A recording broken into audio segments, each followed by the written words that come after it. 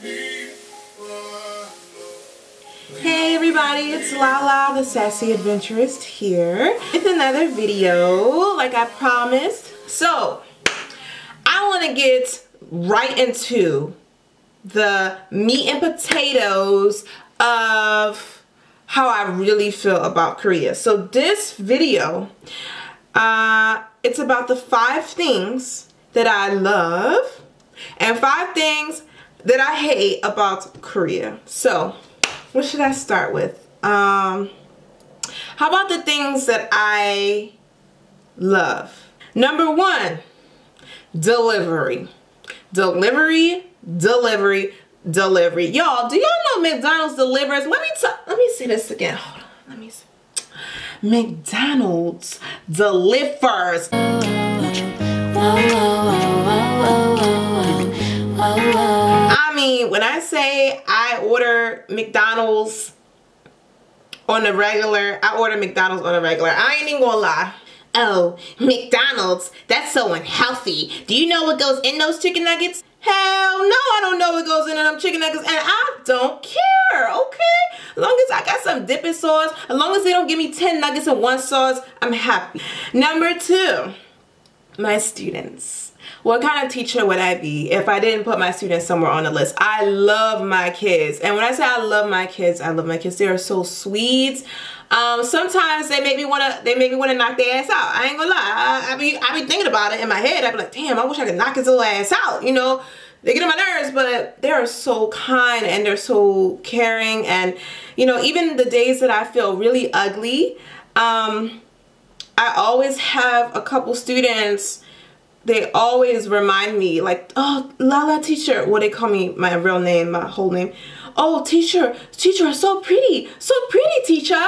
And I'm like, oh, I just rolled out of bed and came to work today, but thank you. Number 3, Korean barbecue.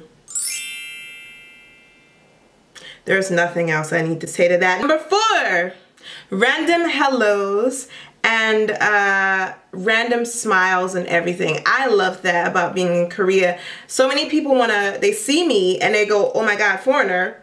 And they want to immediately practice their English. So if I'm walking around or something, walking around town, I do get random hellos. Back home where I'm from in Baltimore, like you don't, or even Washington DC, you don't just walk up to someone to go hello, because they'll be like, excuse me, I don't have spare change. Number 5, I have to say the boys. I love Korean boys. I love all boys. Anybody who knows me knows that I'm boy crazy, and I don't have a preference. I've dated whatever color, whatever race, you name it. I've tried it. But I do. I love Korean boys. They're so cute. Oh. Anyway, that's the 5 things that I love about Korea. Now, for the 5 things I hate. Woo! This is the good part. Are you ready? All right. Number 1. Let me fix my hair. Let me fix my for this. I gotta get it popping. Hold on. Let me get my weave popping. My weave popping or no? Like, hey. Number 1. The funk. Let me say this again. The funk. When I say this is one of the funkiest places I've ever been in my life, I mean, this is a funky ass place. At least in the city parts. If you're in the city, if you're in Busan, if you're in Seoul, there's gonna be times when you're walking down the street and then you smell some random funk. It just hits you. You just like walking like everything's all good.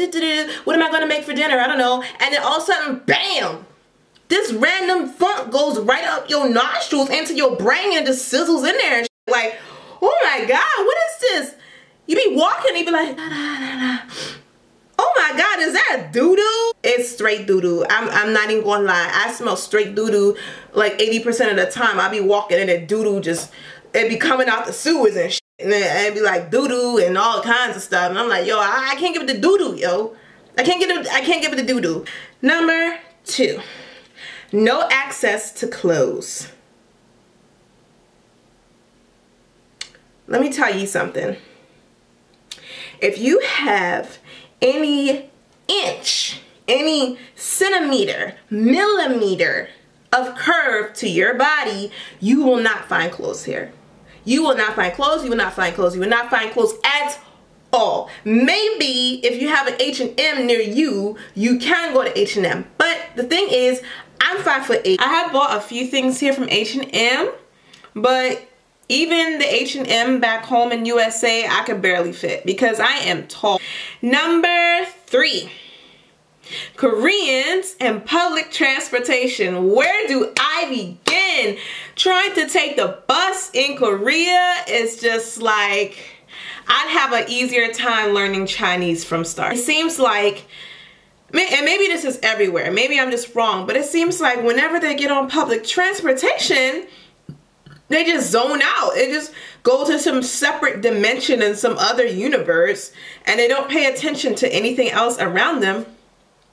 So particularly when I'm trying to get off of the bus or get off of the metro, they just stand there right in front of the door. And it's always, no matter what, there's a person that just stands in front of the door, and the door is freaking open, and I have like 1.5 seconds to dart out of the door, and they're just like blocking. No one can come in, no one can come out. They just freaking block the door. Can you move like 2 seconds away from singing move? Get out the way, like move. Damn. So that was one of the first words that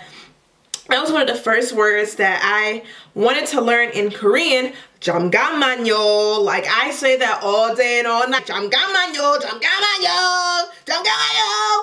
Move me crazy. And so they'll block the door. And another thing about the bus, it'll be like 70, 75 outside, but on the bus, it'll be like 92 degrees, and no one has the windows open. And this baffles me. Like, I've asked so many people, why do they do this? We'll be on a packed bus with not a single window open, and it's hot, and I'm like, I'm like dripping sweat everywhere. I got boob sweat, I got butt sweat, I got head sweat, just everywhere, right? And I'm like, I think I'm gonna pass out. And no one bothers to open the window. It is hot. And they'll be in they'll be in that separate dimension. Remember that separate dimension, their own little universe? Like I said, they'll for some reason, when their butt gets planted in the seat, they just immediately enter this universe. It's like, blah, blah, blah, blah, I'm in a separate universe, nothing is happening, I'm having an out-of-body experience right now. Number 4, the bathroom situation.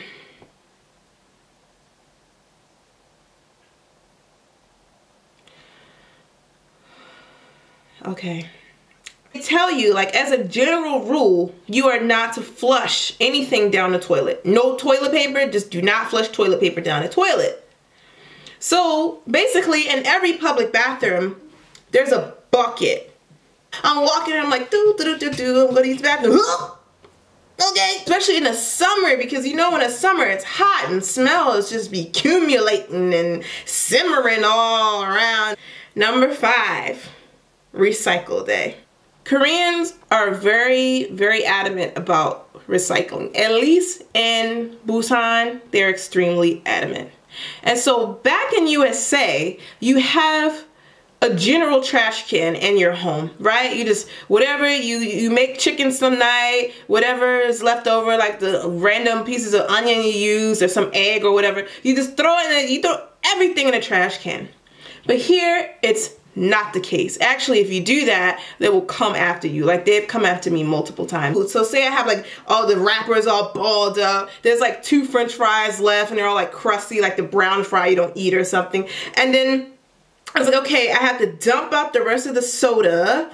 I have to put the cup in the paper pile, the lid in the plastic pile, the pickle and the bag in the freezer, and then the plastic wrapper, I throw that in the trash because it's dirty, and then the paper bag I have to, it's like, holy shit. In general, of course, I love being here. If I didn't, I would not be here right now. I would go home. So I don't want to, you know, people are like, oh, you're complaining about Korea, why are you here, you know? But I mean, come on, it's realistic. You have things you love and things you hate, right? But yeah, those are the 5 things that I love about Korea and the 5 things that I hate. I hope you enjoyed watching, and stay tuned for my next video. And don't forget to subscribe. Alright, bye.